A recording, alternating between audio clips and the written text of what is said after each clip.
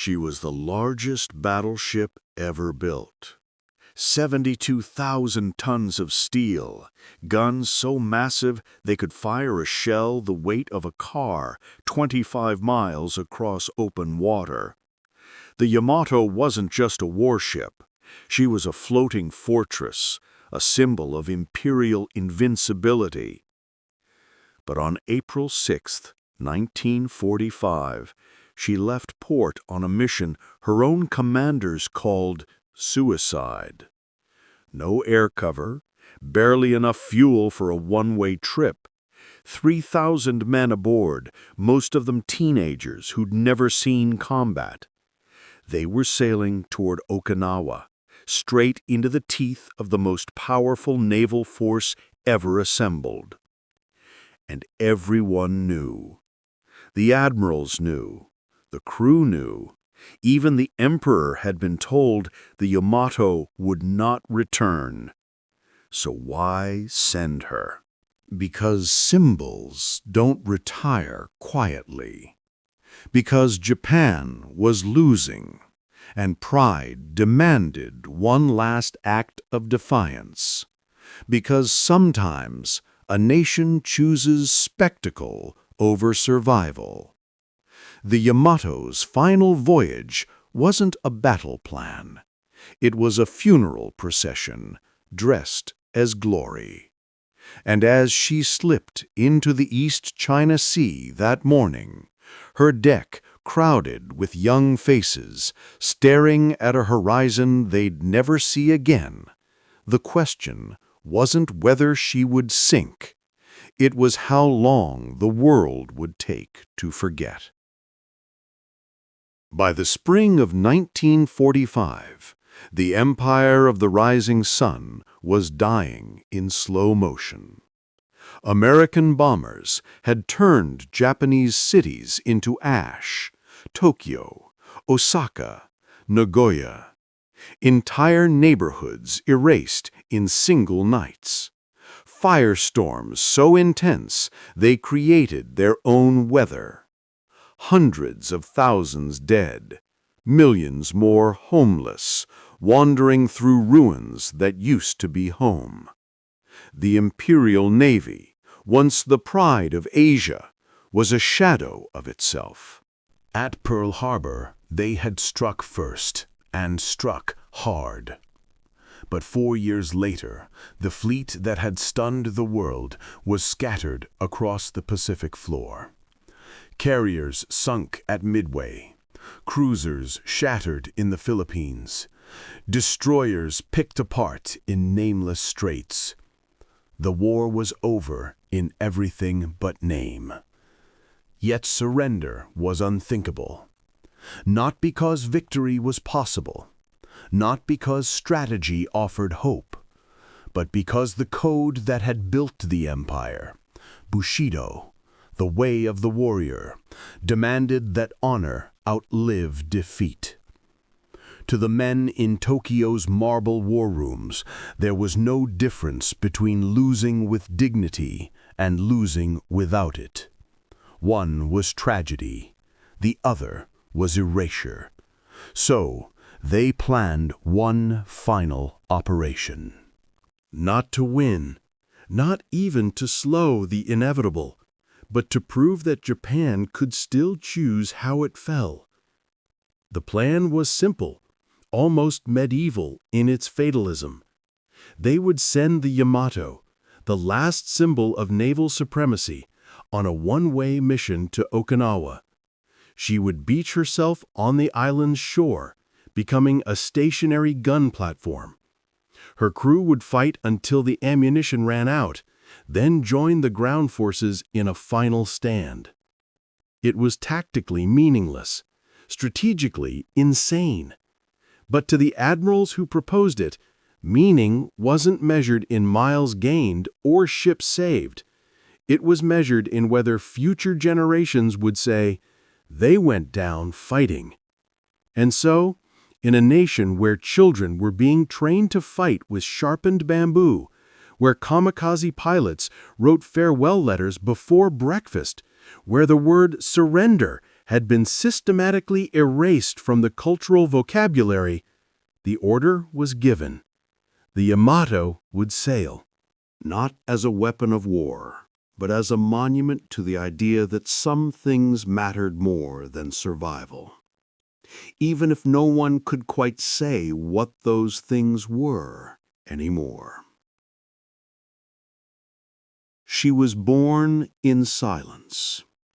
For 3 years, the Kure Naval Arsenal worked behind walls of secrecy.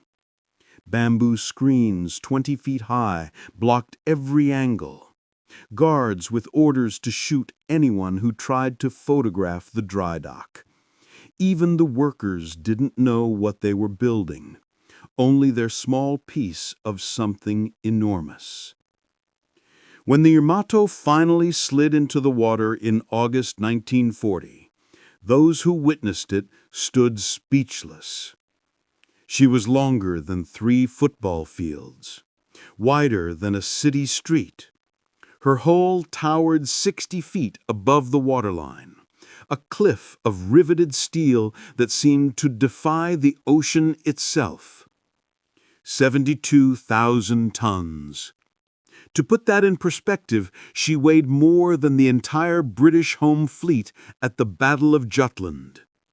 More metal than some nations used in a year of war production. But it was her guns that turned engineering into mythology. 9 barrels, each one stretching 70 feet, so long they seemed to bend reality. They fired shells weighing 3,000 pounds, projectiles the size of small cars, with enough force to pierce 2 feet of hardened steel from 15 miles away. No ship in history had ever carried weapons like these. When the Yamato fired a full broadside, the shockwave could kill a man standing on deck. The recoil rocked the entire ship sideways, displacing thousands of tons of water. Sailors said you could feel the blast in your chest from a mile away. She was designed to fight 6 battleships at once and win. Her armor was absurd, almost comical in its excess. The main belt was 16 inches thick. Solid steel plates that no shell in existence could penetrate. Her deck could withstand bombs dropped from 30,000 feet. Even her gun turrets were armored fortresses, each one weighing more than a destroyer. The Americans had the Iowa class. The British had the King George V, but the Yamato made them look fragile. She wasn't just a battleship. She was a statement, a declaration that Japan belonged among the great powers, that the empire could build wonders that rivaled anything the West imagined. Her name meant Spirit of Japan, and for the 3,000 men who walked her decks, she was invincible, a fortress that couldn't sink, a guardian that couldn't fall. They believed in her the way sailors once believed in gods. But belief is a strange thing in war. It can carry you through fear, through exhaustion, through the impossible. It can make you brave when logic says to run. But it can't stop what's coming. And on April 6, 1945, as the Yamato's engines rumbled to life for the last time, what was coming had wings. And it flew in waves that blocked out the sun. 1,200 miles away, in a windowless room on Guam, a young lieutenant sat hunched over a radio receiver. He'd been listening for 3 days straight. The intercepted transmissions were fragmented, coded, buried in static. But certain words kept appearing. Yamato, Okinawa, Tengo, Operation Heaven No. 1. The Japanese weren't being careful anymore. Either they'd grown sloppy in desperation, or they simply didn't care. By dawn on April 6th, American intelligence knew everything.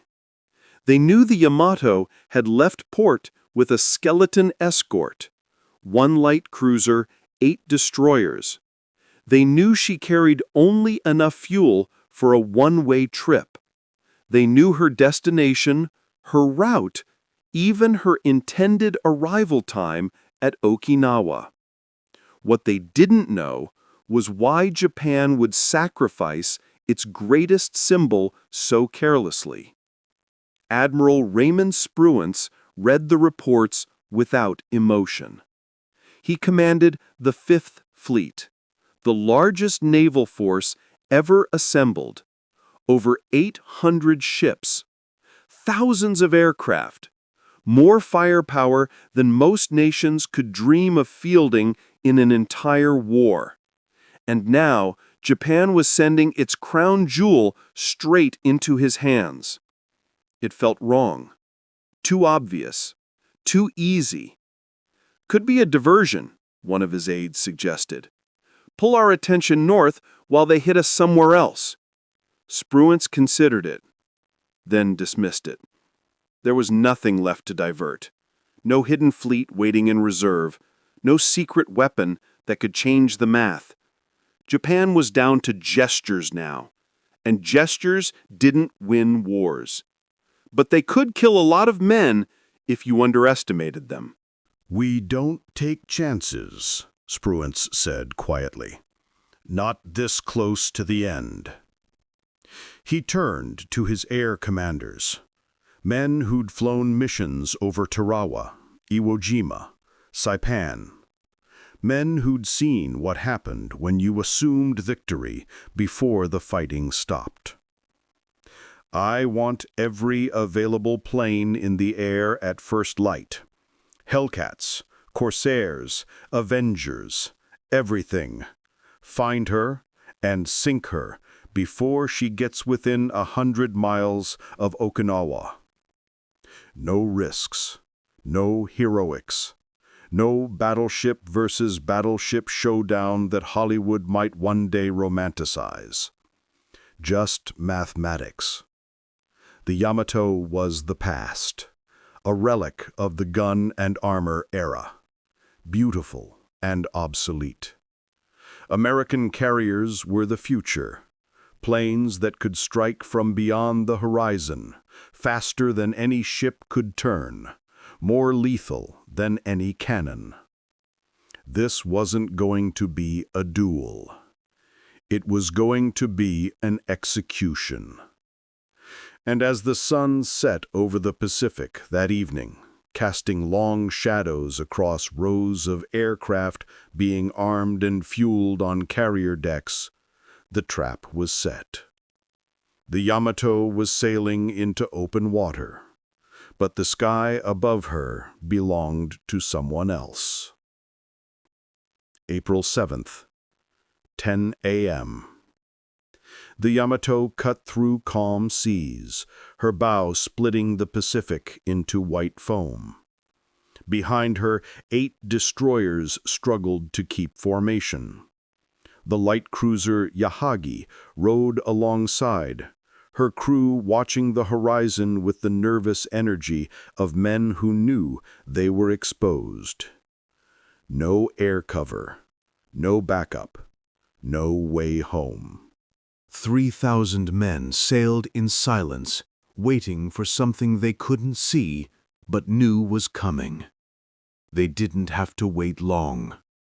200 miles to the south, on the deck of the carrier USS Essex, engines roared to life. 1 plane, then 10, then 50.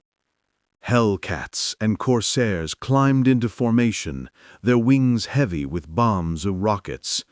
Behind them, waves of Avengers, torpedo bombers designed for one purpose: killing ships. By 10:30, the first reconnaissance plane had spotted her. "Contact, bearing 035, distance 180 miles, big boy confirmed." The radio crackled to life across the fleet. Pilots checked their weapons. Navigators marked coordinates. Squadron leaders reviewed attack patterns they'd drilled 100 times. This wasn't improvisation. This was choreography. 11 carriers launched strike groups in sequence, wave after wave. Nearly 400 aircraft coordinated with the precision of a symphony. The sky darkened with them. On the Yamato's bridge, the first report came through at 11 a.m. Aircraft sighted, bearing south-southwest, multiple contacts. Captain Aruga raised his binoculars. At first, he saw nothing but blue. Then, tiny specks on the horizon, growing larger. A lot of them. All hands to battle stations. Gun crews, load for air defense. Alarm bells shrieked through the ship. Men scrambled to their posts. Anti-aircraft guns swiveled skyward, over 150 barrels, from massive 5-inch cannons to rapid-fire machine guns. The Yamato had more anti-aircraft firepower than any ship afloat. It wouldn't be enough. The first wave arrived at 12:30 p.m. They came from every direction at once, high, low, from the sun, from the clouds. Hellcats screened down in near-vertical dives. Avengers skimmed the waves at masthead height, their torpedoes armed and ready. The Yamato's guns erupted. The sound was apocalyptic, a continuous roar of explosions that shook the sea itself. Tracer rounds drew bright lines across the sky. Shells burst in black clouds, shredding the air where planes had been seconds before. American aircraft fell, wings torn off, fuselages shattered, bodies spiraling into the ocean. But for every plane that fell, 3 more broke through, and they were closing fast. The crew on deck could see the pilots now, see their faces through the canopy glass, see the bombs falling free. The first torpedo struck at 12:41 p.m. Then the second. Then the storm began. The first bomb missed by 20 feet. It detonated in the water off the starboard bow, sending a geyser of white spray 200 feet into the air. The shock wave rattled teeth, made ears bleed. Then came the second, the third, the 20th. The sky didn't just open, it shattered. Hellcats came screaming down at terminal velocity, pulling out of their dives so low their propellers churned sea spray. Bombs tumbled through the air, trailing white smoke. Some missed, some didn't. When a 1,000-pound armor-piercing bomb hits steel at 500 miles per hour, it doesn't explode on contact. It punches through. The first penetrating hit slammed into the superstructure near the bridge. The explosion came half a second later, deep inside the ship, where men had nowhere to run. The blast tore through 3 decks. Metal shredded into fragments that cut through bodies like paper. Sailors who'd been loading guns vanished in the fireball. The Yamato shuddered, listing slightly to port. But she kept firing. Every gun that could track upward was pouring ammunition into the sky. The 5-inch cannons boomed in steady rhythm. The smaller guns chattered so fast they glowed red hot. Shell casings piled ankle-deep on the deck.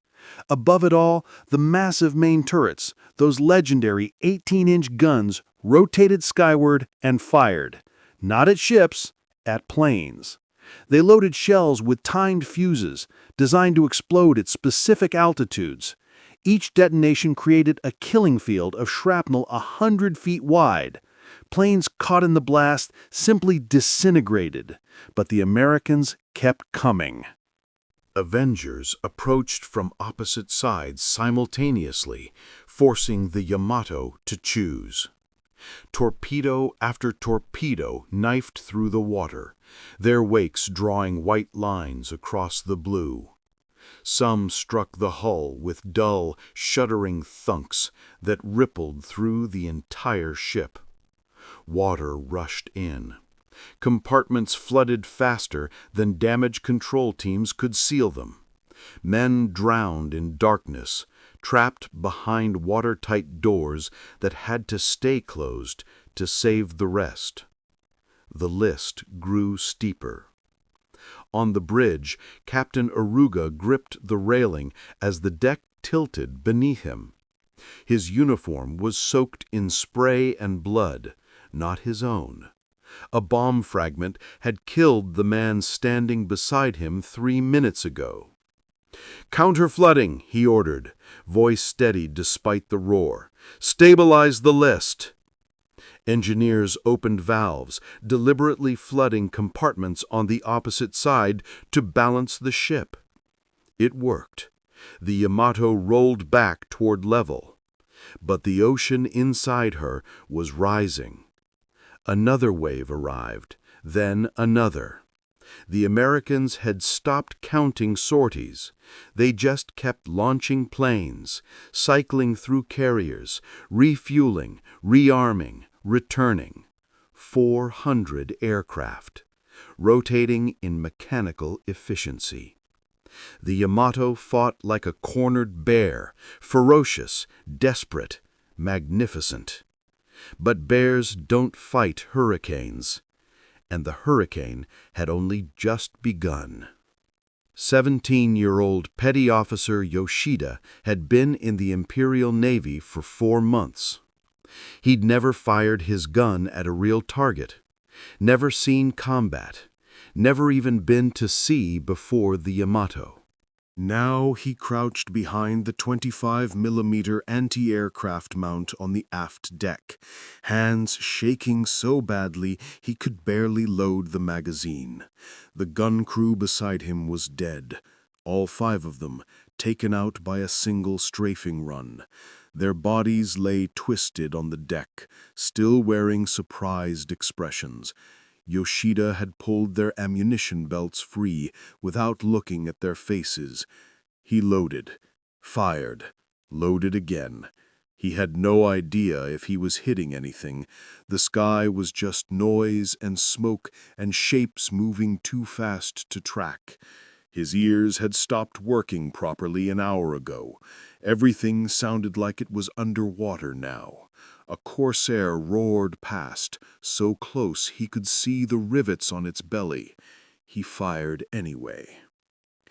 Below deck, in the engine room, Chief Engineer Tanaka stood ankle-deep in seawater that had no business being there. The compartment was flooding, not catastrophically, not yet, but steadily, inevitably. Every torpedo hit opened new seams. Water found every weakness, every crack, every rivet that had loosened under the pounding. His crew worked the pumps in shifts, their faces red with exhaustion and heat. The temperature down here had climbed past 120 degrees. Men collapsed. Others dragged them to the ladder and kept working. "Keep pressure on the starboard boilers," Tanaka shouted over the roar of machinery. "If those go cold, we're dead in the water." One of his engineers, a boy from Hokkaido who'd lied about his age to enlist, looked up with hollow eyes. "Sir, we're already dead." Tanaka hit him. Not hard, just enough to snap him back. "Not yet, we're not." In the medical bay, there were no more beds. Wounded men lay on the floor, pressed shoulder to shoulder. The air was thick with the smell of burned flesh and disinfectant that couldn't mask it. The ship's surgeon moved between them with the mechanical efficiency of someone who'd stopped feeling hours ago. Triage didn't matter anymore. There was nowhere to send the worst cases. A sailor, maybe 19, grabbed the surgeon's sleeve as he passed. "Am I going to make it?" The surgeon looked at the shrapnel wound that had opened the boy's abdomen. at the blood pooling beneath him. He squeezed the boy's hand. "You did well," he said softly, then moved to the next man. On the port side, near the torpedo damage, Seaman Nakamura pulled the photograph from his pocket. His mother, his two sisters, taken last spring before he shipped out. He pressed it to his lips, whispered something no one else could hear, then tucked it back inside his uniform. The deck lurched again. Another torpedo, starboard side this time. The list returned, steeper now. And inside the Yamato, 3,000 men kept fighting a battle they'd already lost. By 2 p.m., the Yamato was dying in slow motion. 12 torpedoes, 7 bomb hits, fires raging through 6 decks. The list had reached 20 degrees, steep enough that men couldn't stand without holding something. Water poured through wounds too numerous to count. The pumps had lost the battle an hour ago. Captain Aruga stood on the bridge, one hand gripping the railing as the floor tilted beneath him. His face was expressionless, calm even, as if he'd already made peace with what was coming. "All hands," he said quietly into the intercom, "abandon ship." But there was nowhere to go. Most of the lifeboats had been destroyed in the attack. The destroyers that might have rescued them were scattered, burning, or already sunk. The ocean stretched empty in every direction. The men who could still move climbed toward the deck. Some jumped. Others simply stood at the railing, waiting. At 2:23 p.m., the Yamato rolled past 30 degrees. Inside her hull, in the forward magazines, where hundreds of tons of ammunition sat waiting, the inevitable finally happened. Water met fire. The detonation was biblical.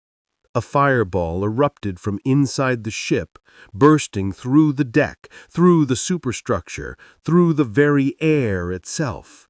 The explosion was so massive it lifted the bow out of the water. The shock wave traveled through the ocean floor. Sailors on American ships 50 miles away felt it in their chests. And then the cloud. A mushroom of black and orange smoke climbed into the sky, higher, higher, 6 miles up before it began to spread, a dark stain against the blue that could be seen from Okinawa. It looked like the end of the world. When the smoke cleared, there was nothing. No ship, no wreckage, no debris field to mark where she'd been. Just empty ocean, stained with oil and foam, littered with bodies floating face down in K-Pop life vests. Of the 3,332 men who'd sailed on the Yamato, 280 survived. The rest went down with the ship, or were consumed by the blast, or drowned in the cold Pacific trying to swim toward a horizon that offered no salvation. Japan's greatest battleship, the symbol of imperial might, the engineering marvel that was supposed to dominate the seas, had lasted less than 2 hours under sustained attack. She'd fired back with everything she had, taken a dozen planes down with her. But in the end, she was just steel. And steel, no matter how thick, no matter how proud, sinks all the same. By evening, the Pacific was silent again. No guns, no engines, no planes circling overhead. Just water, rolling in gentle swells beneath a sky that had turned pink with sunset. American pilots flew reconnaissance patterns over the area where the Yamato had been. They found oil slicks stretching for miles. Debris, pieces of wood, fabric, metal too twisted to identify. Bodies, floating in clusters, still wearing their uniforms. Some of the pilots were quiet on the flight back. Others couldn't stop talking, replaying the attack in excited bursts. A few said nothing at all, staring at their hands as if seeing them for the first time.